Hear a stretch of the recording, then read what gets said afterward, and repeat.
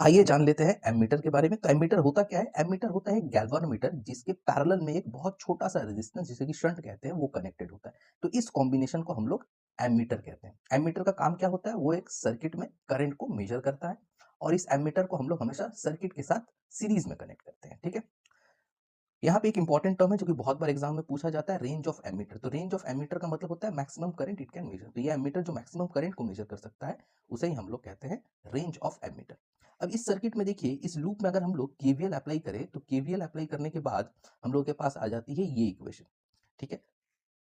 Current IG जो है वो है गैल्वेनोमीटर के अक्रॉस करंट। तो लूप की डायरेक्शन, करंट की डायरेक्शन सेम, तो गैल्वेनोमीटर के अक्रॉस जो पोटेंशियल ड्रॉप है उसको पॉजिटिव लेंगे। शंट के अक्रॉस जो करंट है उसकी डायरेक्शन और लूप की डायरेक्शन ऑपोजिट है, तो शंट के अक्रॉस जो पोटेंशियल ड्रॉप होगा उसे नेगेटिव लेंगे। और लूप के अंदर जो नेट पोटेंशियल ड्रॉप का समेशन होता है वो हमेशा जीरो होता है, तो वहां से हम लोगों ने ये इक्वेशन को इस तरीके से लिखा। यहां से I G equal to I S into S आ गया। और फिर आई एस को हम लोग क्या लिख सकते हैं? आई एस को हम लोग लिख सकते हैं आई माइनस आई जी। क्यों? क्योंकि यहां से देखिए टोटल करंट आया इस पॉइंट पे आके, ये इस करंट दो पार्ट में डिवाइड हुआ, आई जी एंड आई एस, ठीक है?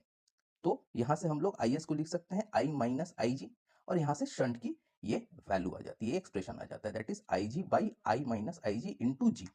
सिमिलरली यहाँ पे एक छोटा सा न्यूमेरिकल है जो कि बोर्ड्स में भी बहुत बार पूछा गया है। बोला क्या गया है कि एक गैल्वेनोमीटर कॉइल है जिसकी रेजिस्टेंस है 15 ओम और ये फुल स्केल डिफ्लेक्शन शो करता है करंट जो कि है 4 मिली एम्पेयर।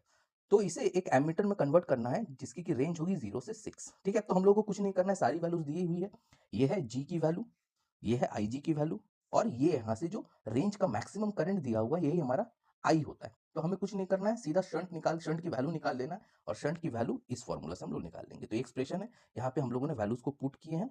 आई जी की वैल्यू है 4 इंटू 10⁻³ एम्पेयर, आई तो 6 था, माइनस वापस से वही 0.004। इसे सॉल्व करने के बाद हम लोग के पास जो वैल्यू आ जाती है शंट की वो आ जाती है 0.01 ओम।